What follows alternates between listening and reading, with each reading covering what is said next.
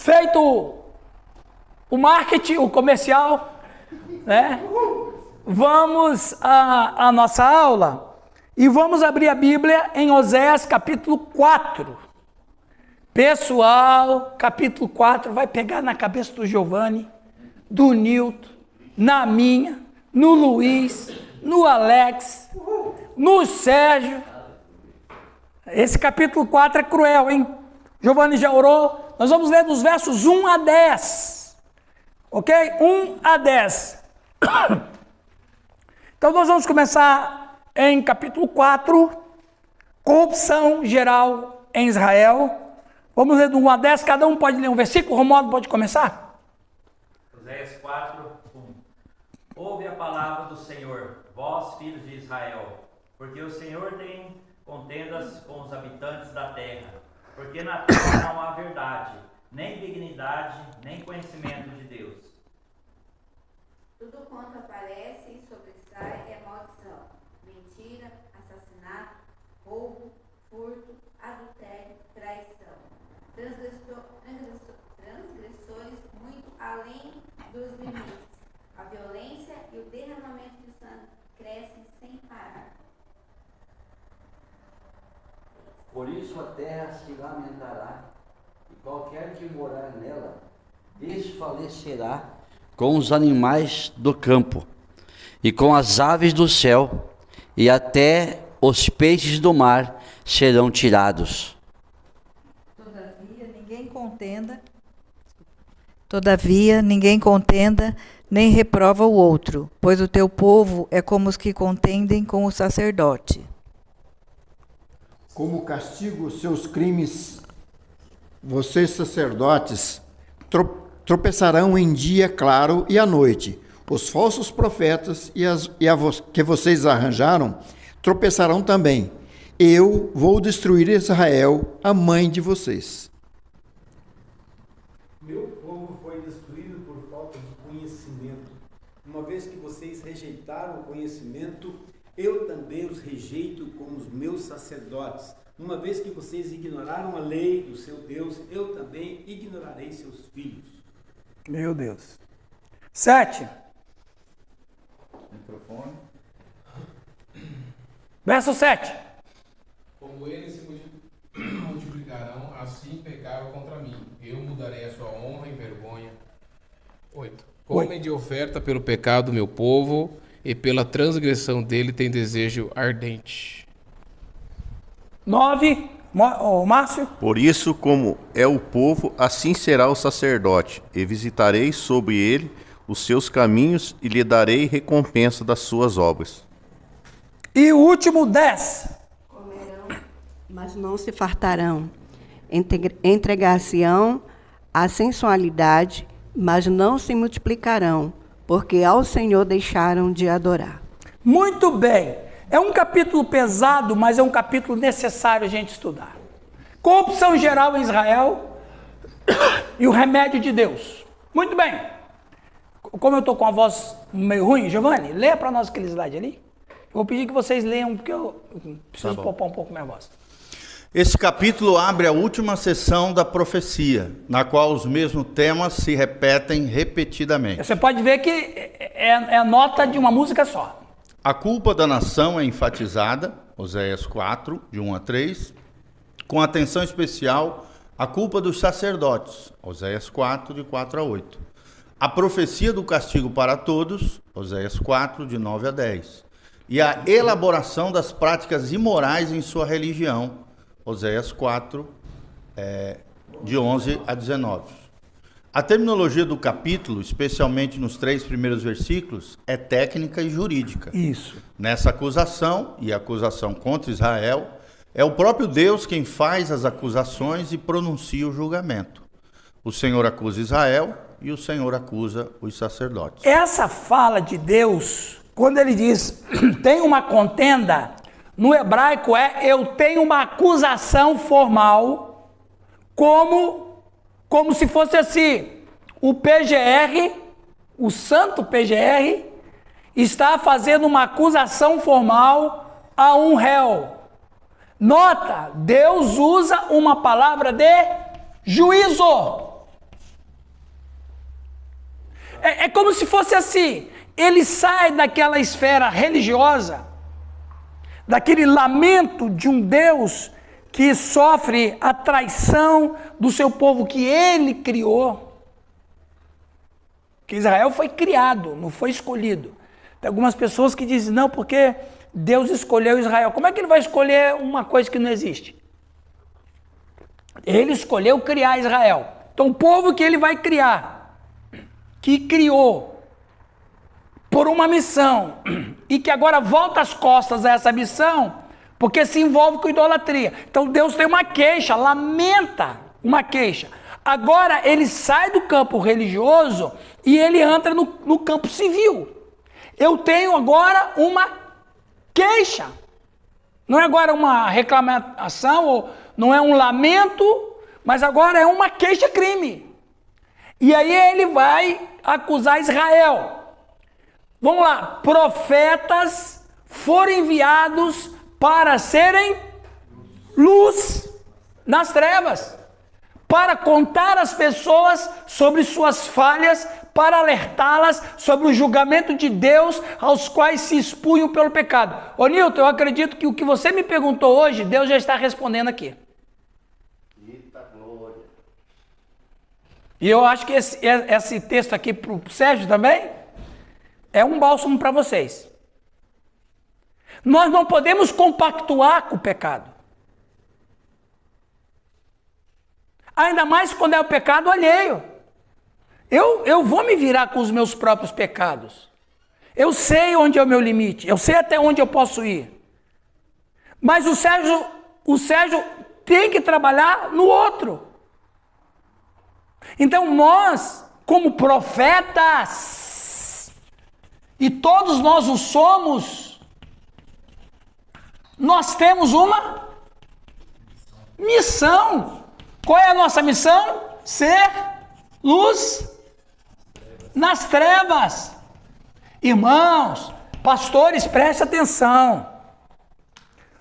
A igreja do século 21 está se perdendo com as coisas do mundo.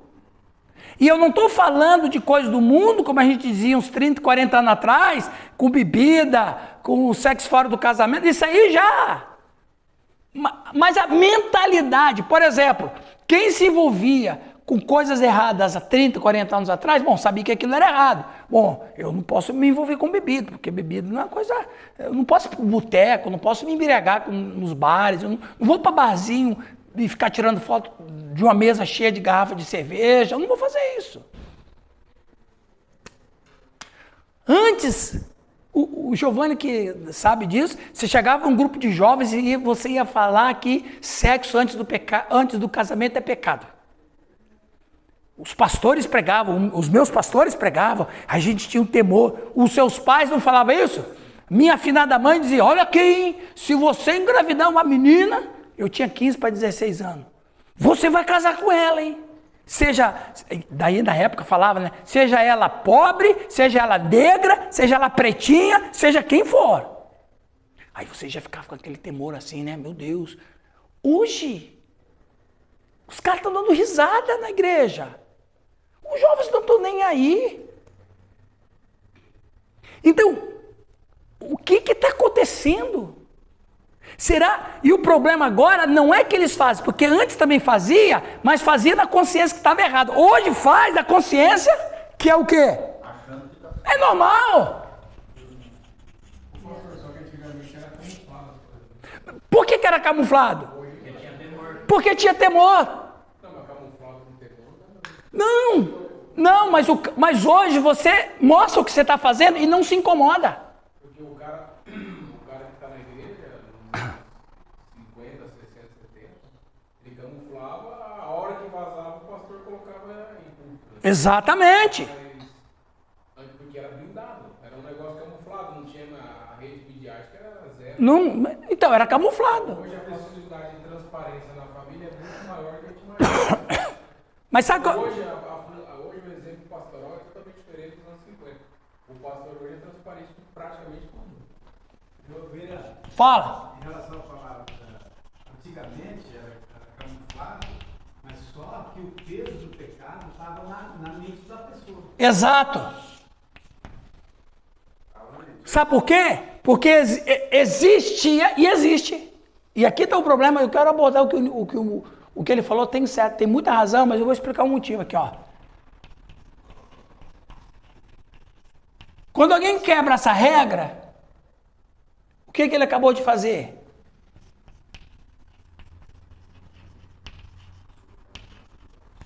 Imoralidade. Os caras faziam tudo camuflado, por quê, Luiz? Porque tinha uma regra moral, isso é pecado. É pecado. Os caras camuflavam.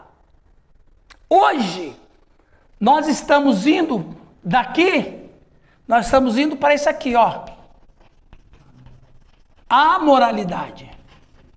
O que é a moralidade? Hã? Não. Não moral. Ó. Porque a questão da religião era muito pesada, muito forte, e travava o cara. Então Sim. ele sabia das normas, regras, orientações, tudo. Então, através daquele ele camuflava o pecado dele, só que a religião bloqueava ele nesse sentido. Hoje já não é tanto mais. Mas você pode ver esses caras religiosos que temos hoje, que é a sobra da geração passada, eles são totalmente legalistas. Ó, veja bem, a moral, e aqui está o problema que você está citando, e o que você está citando é muito importante. Antes, a moral, você tinha duas vias, pela qual você estabelecia o padrão ético. A religião ou Deus. Então o que a religião fez? A religião assumiu para si o caráter da moral. E baniu Deus. Então, naquela época, Luiz, nos últimos 80 anos de história de igreja evangélica no Brasil, nos últimos 80, 90 anos, o que aconteceu? A igreja disse o seguinte: o cristão ele é diferente. O cristão ele tem que ter moral. Ele tem que ter ética. Mas quem se tornou a ética? A religião. Por isso que você tinha igreja que podia beber, outro não podia. Quem que está certo? Percebe? Depende da religião. Deus foi substituído. É o que você está falando. Eu estou explicando o que você está dizendo. E é verdade. Só que daí o que aconteceu? A religião, como é uma obra humana, o que acontece quando tudo é feito na base humana? Ela cai, ela falha. Quando a religião faliu, porque a religião faliu na sua proposta, e claro que vai falir. Porque ela, exato, porque a religião, ela é uma base humana. Ela é uma instituição puramente humana. Ela olha e interpreta a vida a partir de sua instituição e não das escrituras. Esse é um jogo psicológico. Quando a religião caiu, Luiz, caiu o quê? A moral, por quê? Porque a moral não era em Deus. É a mesma coisa das famílias. Vamos pegar aqui, ó. Me desculpe usar os aqui, mas os aqui. Nilton, Sérgio, eu, Léa, o Sérgio Janiane. Antes, a moral estava estabelecida onde? Se não era na religião, na família. A família era a base da moral. Só que o que aconteceu? As famílias caíram. Se as famílias caíram, o que caiu? A religião faliu. O que caiu junto com ela? Mas esse aqui que não cai, esse é o problema. Por que eu não vou fazer isso? Porque o Senhor não quer que eu faça. Por que você não vai fazer aquilo? Porque o Senhor não quer que eu faça, Márcia. Por que você não vai fazer isso? Porque minha religião não permite, percebe?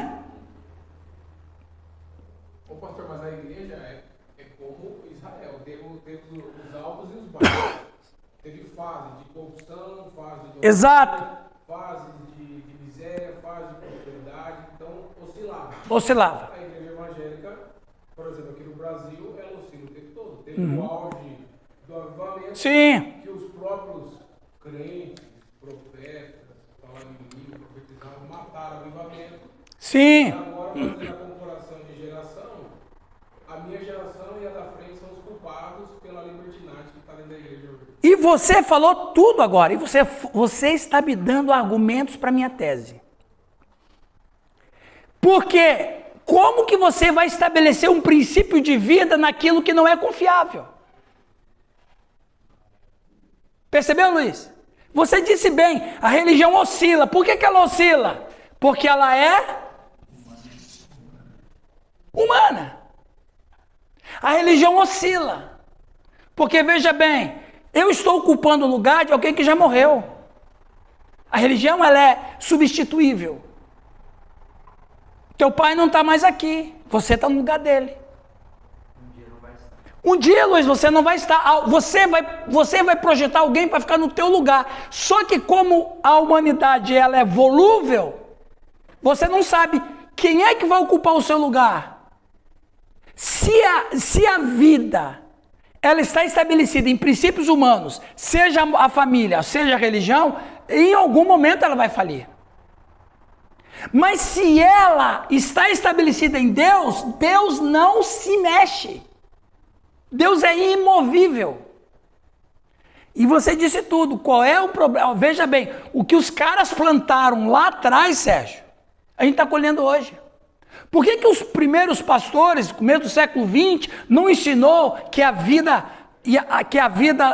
baseada na moral e na santidade, desde quando que igreja é fonte de santidade para quem quer que seja? Nunca. Mas a religião fez isso. E a igreja não cresceu?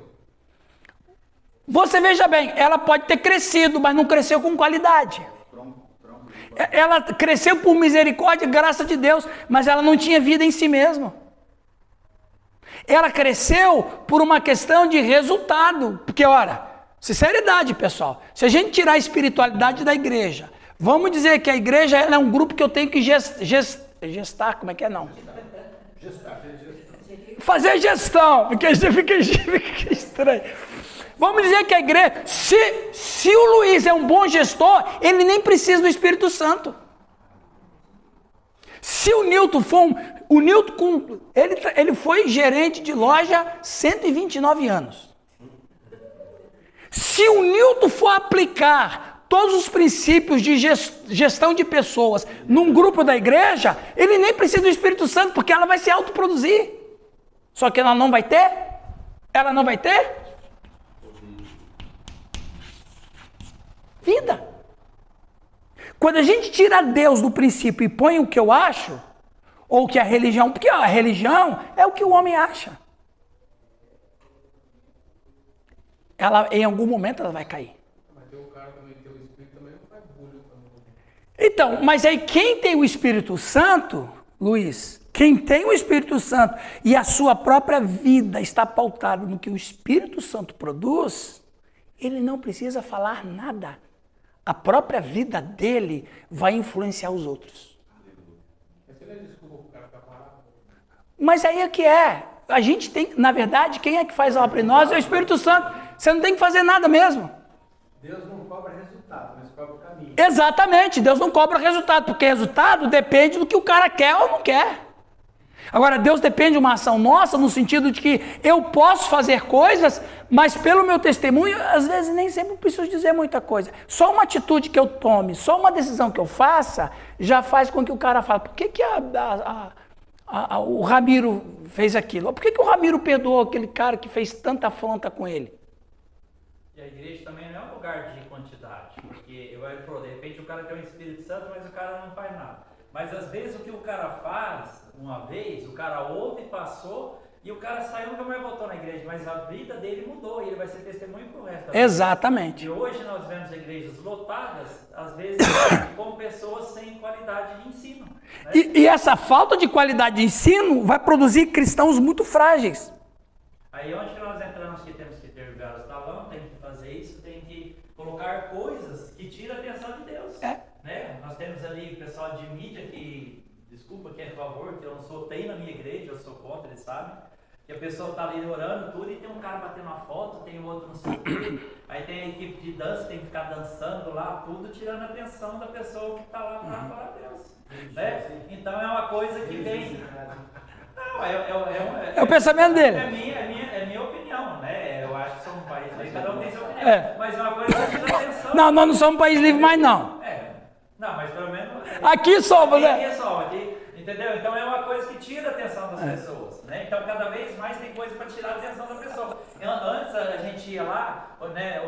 Tinha um som tocando, aí você estava ali com o olho fechado, não tinha som, não tinha nada. Hoje é celular tocando, em WhatsApp, a pessoa entra na igreja, não tem nem capacidade de colocar no silencioso. Mas viu, Romualdo? Mas veja bem, eu respeito o pensamento. Eu não sou. Você está certo em falar o que você pensa. Porém, pode fazer tudo isso. Você pode ter dança. Você pode ter... Qual outra coisa que você falou aí? Pode ter a mídia. Você pode fazer qualquer coisa. O problema, o Romualdo, nunca foi... O problema nunca foi o periférico. Isso é periférico. Se tem ou se não tem problema. Mas o que a igreja não pode deixar de ter é Deus. Pode ter dança, mas se Deus é o principal... Não tem problema, pode tirar foto quando o cara está expulsando demônio. Se Deus é o principal, o cara, eu vou tirar essa foto aqui, vou publicar, porque isso aqui é testemunho. Você está entendendo? Então, isso aí, o Romualdo, é periférico. Você pode concordar ou não concordar com o periférico, tanto faz. Mas desde que o periférico esteja unido em... O problema é que muitas vezes o que acontece isso está ligado aonde?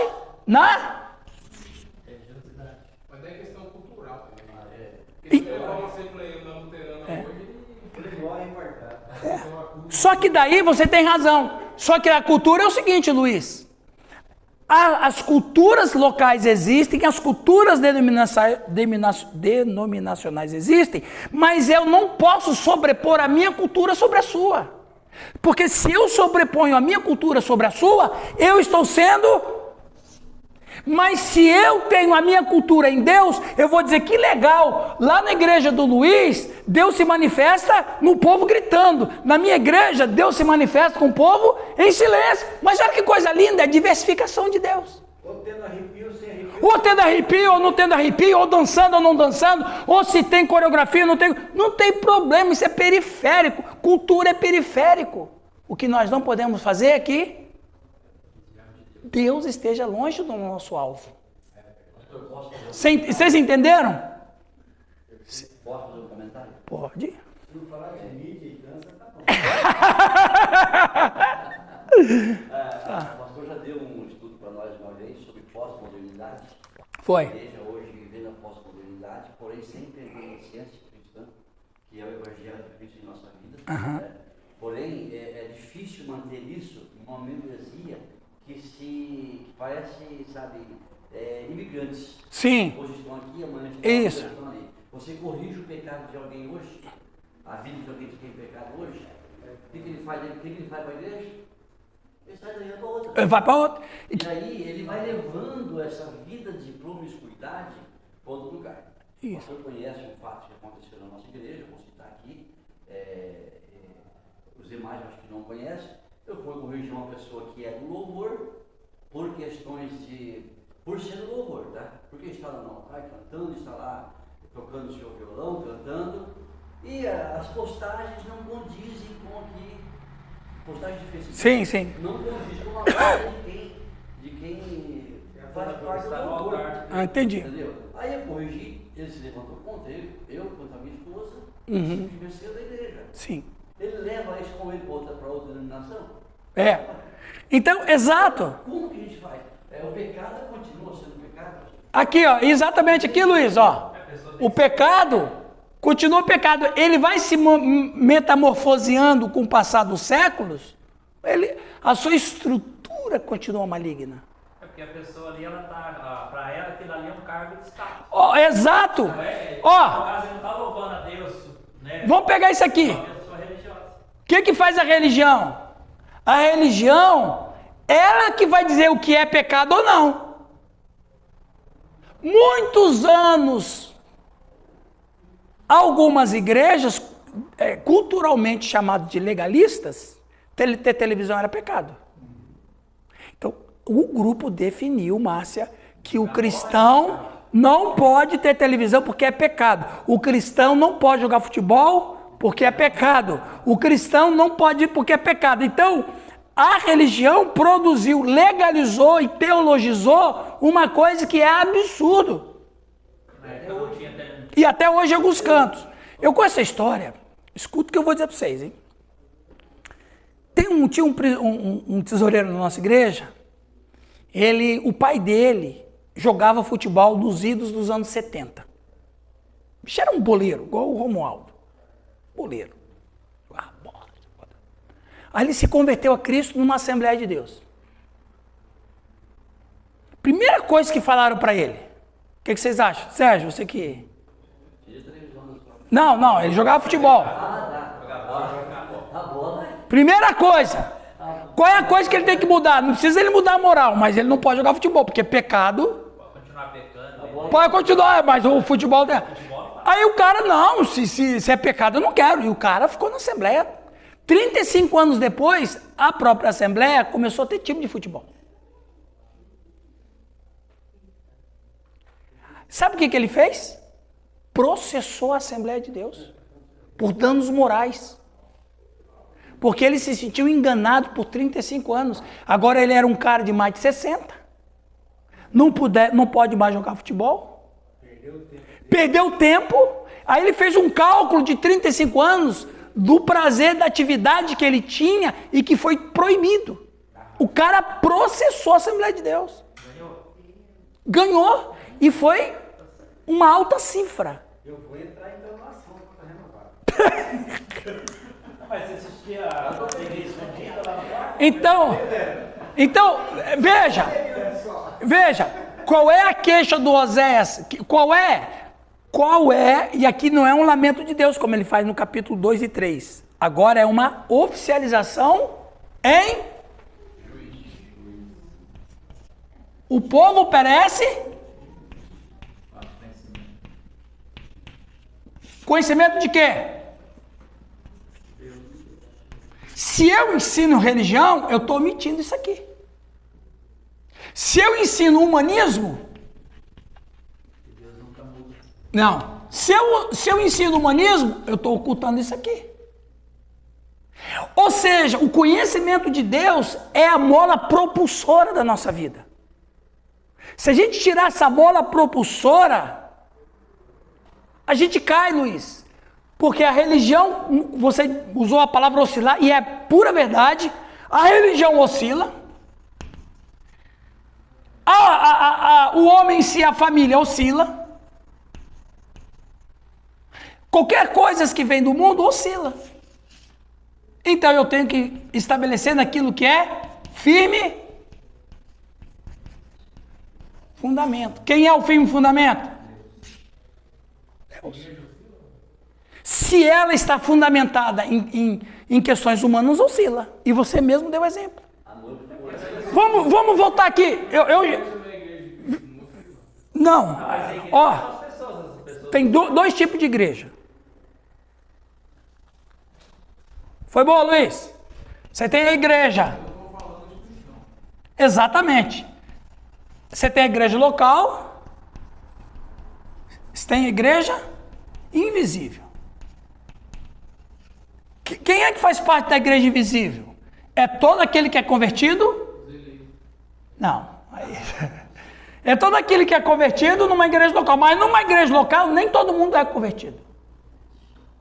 Então, quem é que faz parte da igreja invisível? Somente quem é da igreja local que é convertido. Só que tem muita gente que é da igreja local que ele está convertido à religião. Esse cara é chato, porque ele não é convertido.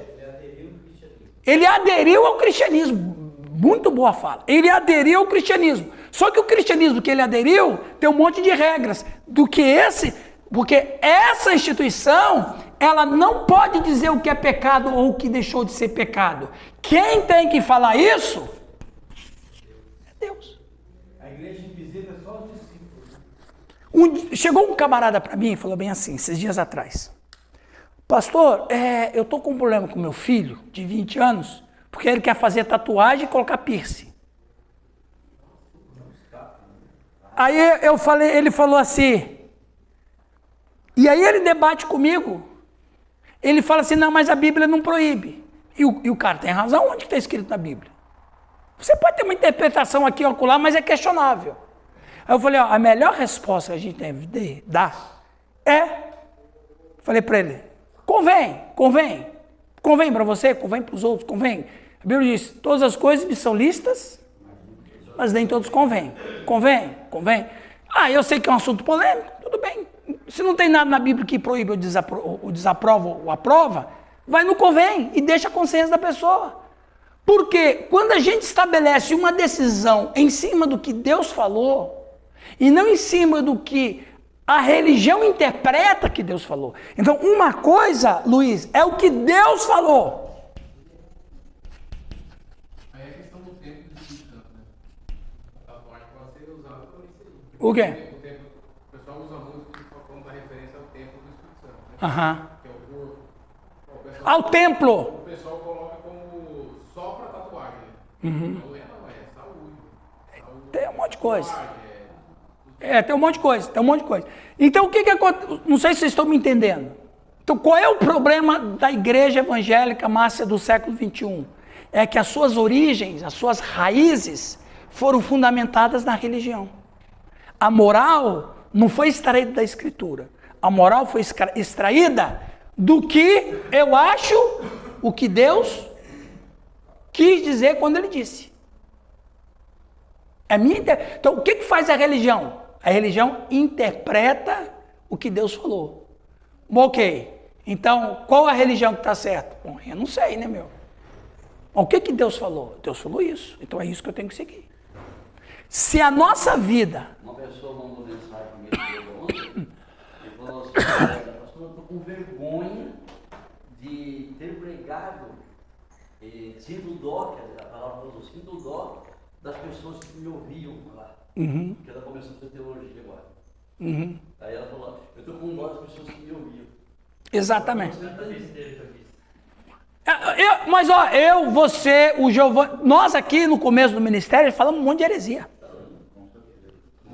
Depois eu falei, meu Deus, Leia, meu Deus, eu falei tanta coisa com tanta convicção, tanta fé, e agora que veio a maturidade, veio o conhecimento, veio a luz, falei, espero em Deus que alguém que escutou o que eu falei não acreditou.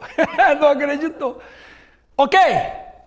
Então o profeta, Luiz, ele tem que estar centralizado em Deus, mas observando os movimentos da sociedade. Ele não pode ser um alienado. Ele não pode ser aquele cara que só vive nessa espiritualidade verticalista e não sabe o que está acontecendo ao seu redor. Ele só fica aqui, ó. Quase que em transe, num mantra. O mundo está pegando fogo, ele não está nem vendo. A gente tem que ter Deus como base da nossa vida, mas eu tenho que observar o que está acontecendo ao meu redor. Então a religião é assim. O homem é assim. E eu vou, em algum momento, eu vou cair no barranco. Aí tem esses problemas que a gente está administrando. Essa linha aí é uma linha tão fina da coragem do Pedro. Isso. O cara cometeu os dois ao mesmo tempo é muito fácil. Ter o profeta para falar que o outro está errado. Aí beleza. Então, mas tem um outro lado também, do profeta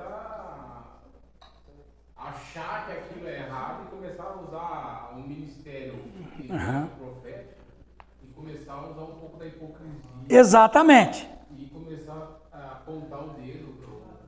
Porque essa linha é muito sensível, da coragem do medo. E qual é o que vai me fazer enxergar essa linha? Ó, o Antônio foi um dos pais da igreja do século II. O Antônio foi um dos pais da igreja no século II. Um dia Deus deu uma visão para ele. E ele viu na visão... Quer ligar o ar? Está tendo aula ali, Não, é o trabalho da Drell ali. Aí ele viu assim, o mundo, Deus mostrou para ele. Um monte de armadilhas, Luiz. Um monte de armadilhas. Muitas armadilhas. Aí na visão o Senhor falou para ele, Antônio, ande. Aí ele disse, Senhor, é impossível andar sem cair em alguma armadilha. É impossível. Eu não tenho como andar. Se eu começar a andar, eu vou cair em alguma armadilha. E o Senhor falou para o Antônio, Antônio, os humildes conseguirão. E você falou bem outra vez. A linha é muito fina. Mas se Deus é a minha fonte primária de decisão na vida, eu tomo decisão sem medo de errar. Ele vai me mostrar. O que eu faço aqui, Senhor? Faz isso. Farei. Mas a decisão tem que ser uma decisão estritamente, esquece o que a igreja diz. Esquece o que o dogma fala. Esquece o que a doutrina diz. Dogma e doutrina são questionáveis. O que nunca é questionável é a palavra de Deus. O que Deus diz? Deus diz isso. Eu vou fazer isso. Ah, mas aqui eu vou ter uma complicação, o Nilton. Eu vou desagradar uma meia dúzia lá da tua. Vou desagradar aquela família que é minha amiga. Meu, você quer agradar quem? Teve uma vez aqui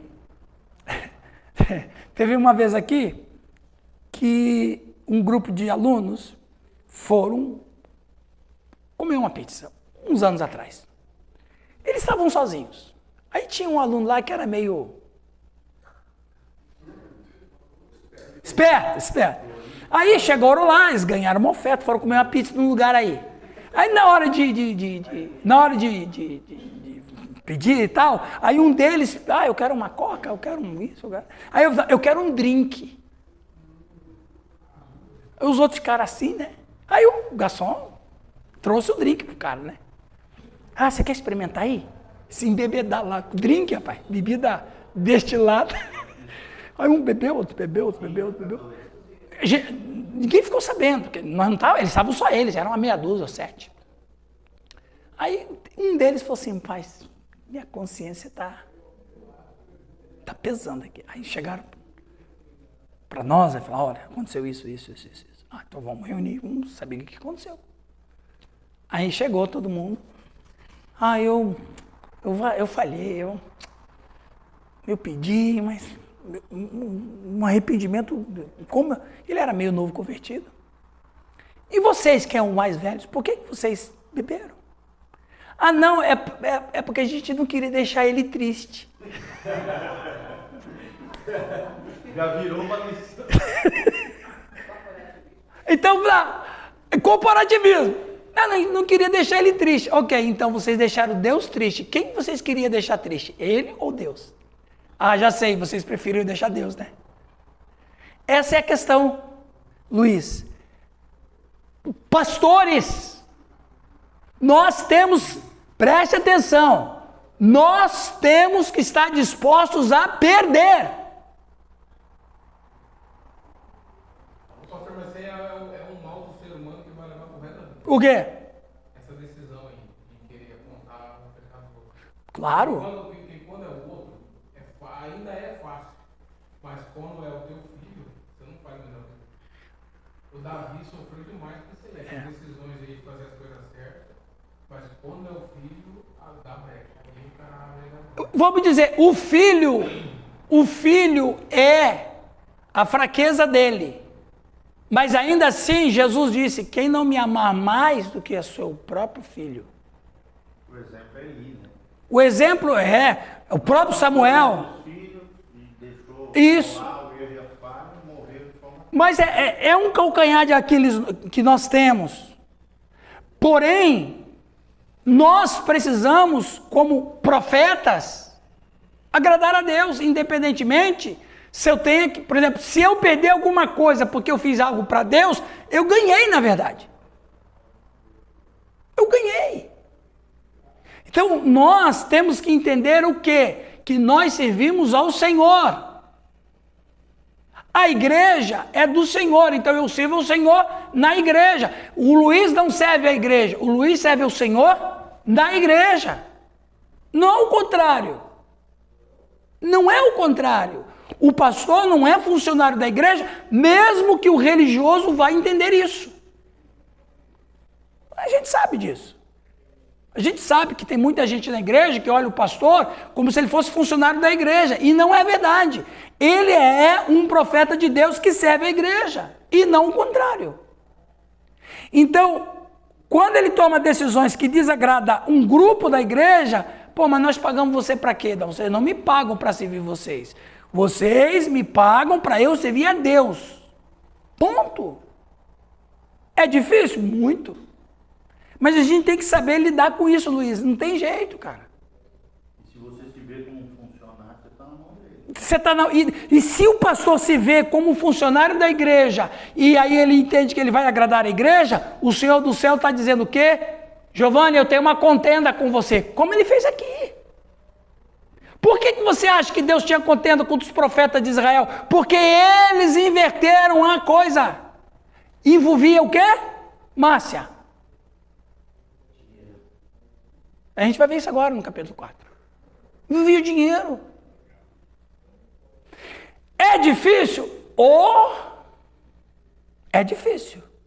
Mas quando a gente toma uma decisão pró o Senhor, então a questão toda é, o ministério pastoral nosso, aí você disse, a gente peca, porque não tem como não pecar, em algum momento a gente vai pecar, todo dia a gente vai pecar em alguma coisa ou outra. Mas na graça do Senhor, o Senhor nos dá força e condição para vencer isso e continuar tocando em frente. Mas uma coisa eu não posso abrir mão. Deus é a minha fonte primária na vida. E a ele eu vou prestar conta. A ele eu vou prestar conta. Não é o homem. A ele eu vou prestar conta. Então, Deus levanta contra os profetas lá do norte por interesses. Vamos terminar aqui. Assim o profeta é empregado neste e nos capítulos seguintes. Ele está aqui como conselheiro do Rei dos Reis, abrindo uma acusação contra o povo de Israel e trabalhando para convencê-los do pecado. Qual é a nossa condição como pastores? Convencer o povo do pecado. Se eu convencê-los do pecado de acordo com a Escritura, eu vou ter uma igreja purificada, santa, una. Estava falando com o Luiz. Uns anos atrás, o Luiz não, com o Nilton. É que a feiura é a mesma, então a gente confunde. Uns anos atrás, uma moça chegou para mim e falou assim, Jaque, pastor, você faz o meu casamento? Faço. Eu tinha um programa na rádio na época, lembra? Você não era convertido, acho. Tem muito tempo isso. Em 97. Não, né? Não, em 97 a gente jogava futebol junto e ele levantava os caras. Rapaz, o dono do hospital aqui em Camborão ganhou muito dinheiro com ele. Tinha uma sociedade com o Claudino, né? Você tinha sociedade, não tinha? Eu tinha um programa no rádio. E naquela época não tinha internet, então o rádio era uma comunicação muito eficaz. A moça, pastor, conheci o pastor dela. Eu achei estranho, né? Eu cheguei com o pastor dela e falei, pastor, fulano de tal, da sua comunidade, me convidou para fazer o casamento dela, mas você não é o pastor dela? Ele falou assim, não, ela é daqui mesmo, não, se você quiser fazer o casamento, fica à vontade, o templo está aí, sabe que negócio? O templo está aí, quer dizer, desprezo, né? Mas qual é o problema? Ele falou o seguinte, as famílias não apoiam esse casamento. Por que não? Porque o cara namorava a menina e gostou da cunhada. Aí ele trocou a namorada pela irmã. Aí deu um rolo na casa, porque a irmã falou, você roubou meu noivo. Estava noivo. Daí eu falei, não roubei não, eu apaixonei por ele e ele por mim, então ele me escolheu. Vocês podem imaginar um trem desse? Aí, não, mas ele vai casar comigo. Não ia, minha filha, agora ele vai casar comigo. Deu um rolo lá. Então as duas famílias não apoiavam, porque... E eu como pastor não apoio também. E a igreja? Piorou, a igreja não quer nem saber dessa conversa. Como é que eu vou fazer um casamento onde ninguém está abençoando nada? Aí eu cheguei para a moça e disse, moça, olha, conversei com o teu pastor, isso. Eu não posso fazer seu casamento. Não é nem que eu queira. Tem uma confusão medonha aí. As famílias não estão abençoando, o pastor não está, a igreja não está. Como é que eu vou? Não tem jeito. A menina ficou brava comigo. Rapaz, ela nunca mais olhou na minha cara. Não era convertido. Você agradou a quem? Né? Hã? Você agradou a quem? A quem você agradou? Ah, sim! Exatamente. Eu perdi. Ela deve ter falado mal de mim para Camporo inteiro. Mas de repente hoje ela se converteu, né, por causa daquilo que ela aprendeu lá que ela estava. Então. Não, ela não se converteu, não. Não. Eu conversei com o Dom Juan. Conversei com o Dom Juan. Casou, claro, tem acho que 2 filhos com ela. Não deu, porque já se separaram. Né, separaram. Muito bem, enfim. O que eu podia fazer na época? Foi essa a minha decisão. Eu sei que eu paguei um preço por isso. Mas, se a gente que é profeta, e vamos tirar do campo pastoral, vamos dizer no campo cristão, a Márcia, a Soraya, o Sérgio, a Jaque, a Leia, saindo do campo pastoral, no campo comum da vida cristã, a Márcia é serva do Senhor onde quer que ela esteja. A Márcia, eu estou numa decisão, o que eu faço? Eu devo fazer isso? Não deve fazer não, porque Deus não quer que você faça isso. Você perder uma amiga, possivelmente você vai perder. Mas você vai agradar a Deus. E a história vai dizer se você estava certo ou não estava. Percebe? Isso é o que vale a pena. O tempo dirá. O tempo vai dizer. Então, a gente tem que trabalhar sempre nisso. Qual foi o problema, Luiz, das gerações passadas da igreja? Deram nome, muitos, não todos, claro, mas em muitos casos deram nome de pecado ao que nunca foi. E o que era, por exemplo, falta de amor, é pecado ou não é? Agora vamos inverter a religião, olha que coisa impressionante. Você falou lá, Luiz, do pecado. Um irmão caiu em pecado, seja ele qual for. O adultério, que é sério, não é? É o mais grave. Um dia eu falei bem assim, Soraya, eu cheguei num grupo de irmãos assim da igreja, eu era pastor da igreja, eu já fui pastor local, rapaz, eu sei como é que é o negócio. Falei, irmãos, a irmã fulana, a gente tem que conversar com ela. Por quê, pastor? Porque ela está em pecado. Ela está tendo um caso fora do casamento? Não, ela não tem nada a ver com isso, é que ela está falando mal de todo mundo na igreja. Mas quando eu falei que ela estava em pecado, você sabe por que a nossa mente é assim? Por causa de Agostinho de Hipona, mas tudo bem. Por causa de Agostinho de Hipona, século III. Aí a religião estabeleceu o que é o que... Então, se a pessoa, seja qual pecado for, pecado mesmo, seja de adultério, seja de mágoa ou de raiva ou de ódio, seja porque ela está falando mal de alguém, seja qualquer que for, o que a gente tem que fazer? Chega com esse irmão, o ame, o abrace, chore com ele e o corrija. Essa é a via de Deus, correto? Mas o que a religião faz? Põe o cara no inferno, cara. Agora eu vou dizer, falta de amor é ou não é pecado? Claro que é pecado. Claro que é. É impressionante o que a religião faz com uma pessoa. Ou ela eleva, ou ela destrói, mas nunca ama.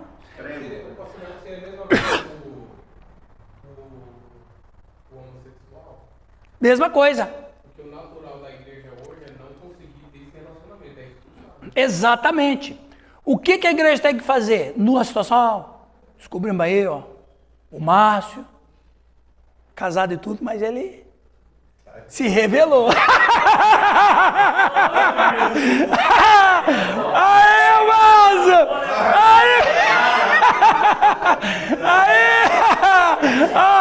Eu tinha que pegar o Márcio porque ele é muito sério demais. Eu tinha que pegar ele. Rapaz! E você sabe que o Márcio é boiadeiro, né? Ele assistiu o Mountain Bike, como é que é aquele filme lá do Black Mountain? Tinha aquele filme lá e tal. Aí, rapaz, a esposa dele ficou uma fera, separou dele e tal. E o que a igreja vai fazer com o Márcio? Abrace ele. Nós vamos te ajudar. Você vai ser liberto disso. O que a religião faz? Vai para o inferno, seu servo de Satanás. É ou não é? Então veja, se a nossa vida está estabelecida em Deus, as coisas mudam.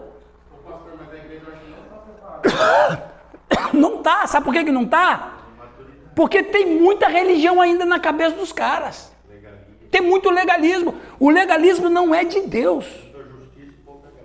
Muita graça nem tem sombra. Não existe essa palavra. Sim. A gente teve agora um seminário último lá do mestrado que a gente está fazendo lá. Viu que chique? O pastor é meio esquerdista. Tá? Ui! Aí ele entrou nessa área aí. Aham. Aí ele falou que a igreja assim, ajuda. Tá? Eu falei, não, a gente tem que acolher. Exatamente. Mas aí agora ele discipula e se ele se converteu mesmo, ele tem ele tem uma conversão. Claro. Converteu. Lógico. Aí se não converteu, ele mesmo se afasta. Não é. Tem que aceitar ele como ele é. Não, eu te amo. Aí não. Já é liberal, já não. Ah, eu aceito ele como ele é, mas ele será transformado para o que ele deveria ser. Sim, pastor, mas o pai está querendo dizer que a questão assim, o homossexual geralmente, a maioria das vezes, ele já começa meio que se transformar no exterior. O adúltero, ele não vai se transformar, ele vai continuar o mesmo termo de sempre. Ele vai querer pegar a mulher de todo mundo. Então, esse problema que o pai está falando é muito difícil, porque hoje a igreja... Ele exterioriza. Se a gente dividiu do canto de lá, a igreja de cima e a igreja de baixo, a igreja de baixo está preparada. Sim. Jesus sabe aplicar. Exatamente. Ele lidou com muito. Exatamente. Mas a igreja local, eu acho que nenhuma está preparada. Você disse bem. Aí o que acontece, Luiz? Vamos pegar essa sua ideia. Aí, vou voltar pro Marcião lá. Quando ele pensou que estava livre, aí eu vou chegar o Marcião. Aí nós somos aqui, ó. Nós somos uma igreja. Aí alguém vai falar bem assim, irmãos, é o seguinte, pois é, o Márcio tal, o que vamos fazer com ele? Aí quem é da igreja invisível vai dizer, nós vamos que abraçá-lo. Nós temos que ajudá-lo. Nós não podemos desprezar ele. Nós temos que dar força para ele. Nós temos que restaurar. O que Deus estava fazendo com Israel? A punição para Israel era para destruir ou para restaurar? Inclusive essa palavra punição nem serve para isso. A palavra mais correta é admoestar. É que nós somos de uma origem legalista. A nossa origem brasileira é legalista. E a gente fala punir assim com mel na boca. Entendeu? Pastor, só que essa área é muito difícil de lidar, não é os outros pecados, que isso é o pecado do século XXI. Hoje, sim. Na linha porque o governo, o Estado, sim. pede para você sim. agir com eles de uma forma, senão você é preso. Não, claro. Então, a dificuldade o homem hoje, quando você vai conversar com um homossexual, a gente é um resultado de uma geração passada, do pai, do vô, que te ensinou que não, você é homem, você é macho. No chão. Aqui, ó. Aí você dá de encontro com um cara que veio de uma geração que não teve educação de pai, que é a maioria. Não teve educação de pai. O cara gosta de homem. E você foi criado pelo teu avô que é viadagem. O cara perde você, o cara quer conversar com você. Aí você se afasta do cara. As irmãs não vão querer ficar perto do bendito porque o bendito quer o marido dela. Então, não, isso aí já é um pré-julgamento, né? Então o que você tem que fazer? Não, é confuso, mas é fácil dissipar essa confusão. Chega para o irmão ou a irmã. Você quer ser restaurado? Quero. Ah, não, eu quero do jeito que eu quero continuar do jeito que eu estou. Então é você que está se auto-excluindo. Percebeu, Luiz? A pergunta é, então, você tem essa questão homossexual, não tem? Tem. O que você quer? Não, isso não é vida para mim. Eu quero sair disso. O que a igreja faz? Abraça. Só que muitos daqui, Luiz, não dão nem a fala para o cara dizer. Já vai matando ele. Atira e depois pergunta. Então o que a gente tem que fazer? Porque quem de fato está aqui vai querer o que com o pecador em questão? Quem está aqui vai querer restaurar. A tônica de Deus é restauração. Mas a local às vezes também deixa permanecer no pecado. Aí é uma série de coisas. Então, mas tem gente aqui que não vai querer isso aqui. Já aconteceu tanta coisa na minha vida que você nem imagina. Eu ajudei um pastor de uma denominação que estava desviado. Eu ajudei um pastor que estava desviado. E pela graça de Deus, eu restaurei ele com a esposa, com a igreja local. E como ele era uma pessoa odiada por muita gente na própria denominação, eu que paguei o preço. Você não devia ter ajudado fulano. Mas por que não? Porque nós odiamos ele. Sabe o que aconteceu comigo? Eu fui proibido de pregar na instituição deles. Quem tinha agenda comigo, cancelou. O quê? Não, foi uma série de situações. Ele tinha abandonado a esposa, estava morando com uma amante. Ele tinha abandonado o ministério, estava morando com outra mulher. Aí o filho dele falou, pastor, me ajuda. Eu falei, mas eu nem sei se o seu pai quer ajuda. Só começou. Percebe? Aí o que acontece? Eu fui lá e quem pagou o preço? O que aconteceu com ele? Ele foi restaurado com a esposa. Ele foi restaurado com a família. Ele foi restaurado no ministério pastoral. Em outro, claro, outro ministério, porque aquele lá, ele foi condenado à morte. Legalista. E vive bem até hoje.